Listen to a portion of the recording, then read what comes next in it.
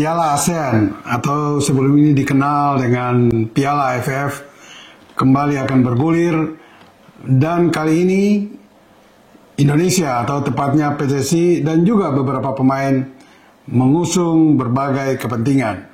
Minimal PSSI ingin untuk pertama kali Indonesia akan menjadi juara, walaupun yang diturunkan adalah tim lapis 2, tim nasional.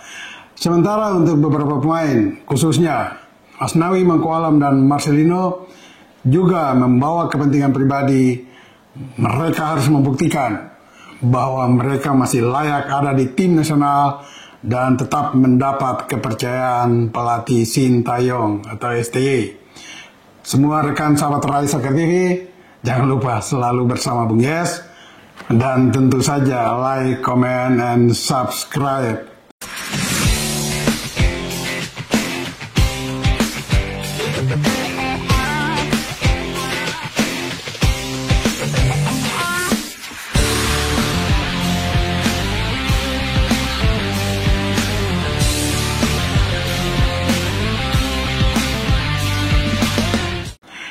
Sebelum saya masuk di materi yang akan saya bahas tentang Piala ASEAN, perlu saya sampaikan selamat bagi PSSI karena untuk pertama kali tim nasional putri kita berlaga di event regional dan mendapat gelar juara ketika Kamis pekan lalu menghantam Kamboja di final Piala ASEAN Putri dengan skor 3-1. Juga ini merupakan salah satu keberhasilan jangka pendek yang diramu oleh Ketua PSSI Erick Thohir, di mana sejak Februari tahun ini dia menghadirkan pelatih putri asal Jepang, yaitu Satoru Mochizuki, dan pelatih ini berhasil membangun, mengangkat, dan memberikan prestasi bagi tim nasional putri kita. Sekali lagi selamat.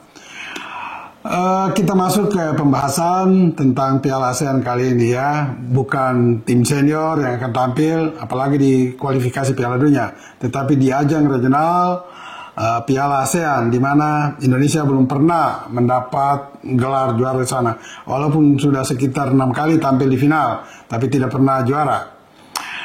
Saya kira dengan materi yang diturunkan oleh pelatih Sintayong memang sekilas sudah bagus, tetapi ini harus mereka buktikan karena ada lapisan antara pemain muda dan beberapa pemain senior yang diturunkan nanti.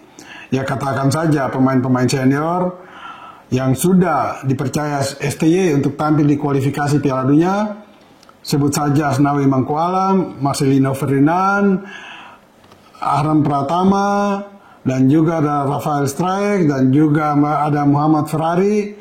Mereka ini bagian, juga Hoki Caraka, bagian daripada tim senior yang terlibat di beberapa event beberapa bulan lalu, termasuk kualifikasi Piala Dunia.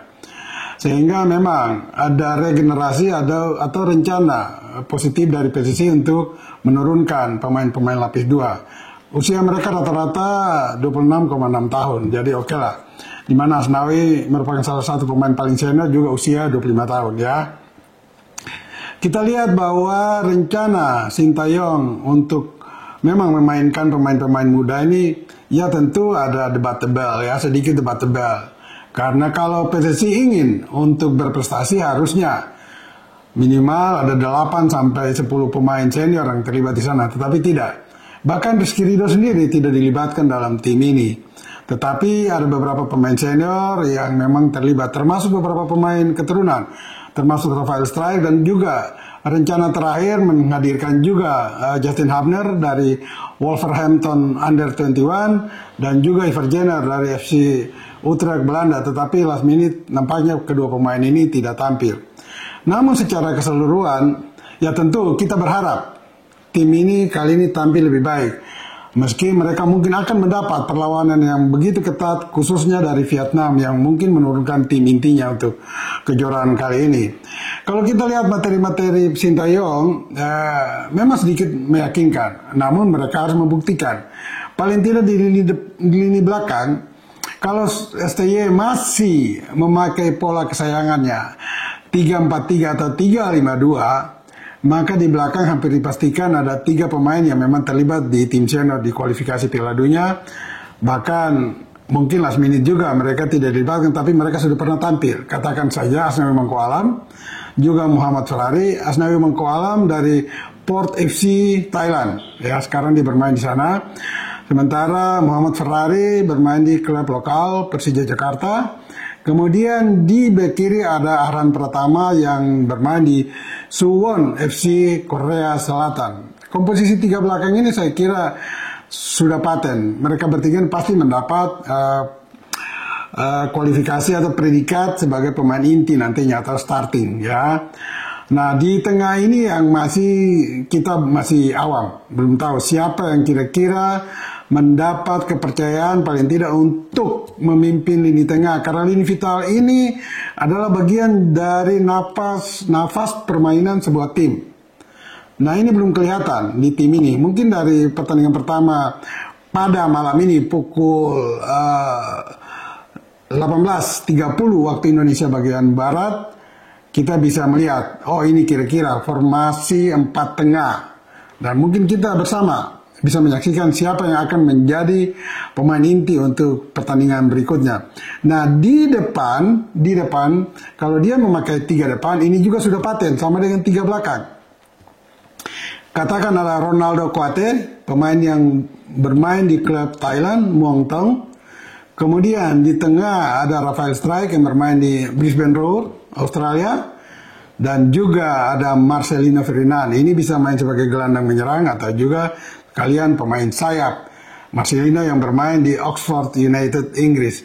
Nah, kalau kombinasi 3 pemain ini dimainkan, ini cukup memperlihatkan ketajaman, ya, karena suka dan tidak, Marcelino dan Rafael Strijk sudah memiliki pengalaman yang begitu banyak. Sudah cukup lah itu pengalaman mereka membela tim senior di berbagai ajang saat di bawah pimpinan Sintayong. Nah, saya khusus menyorot 2 pemain, ya, Asnawi Mangko Alam dan Marcelino.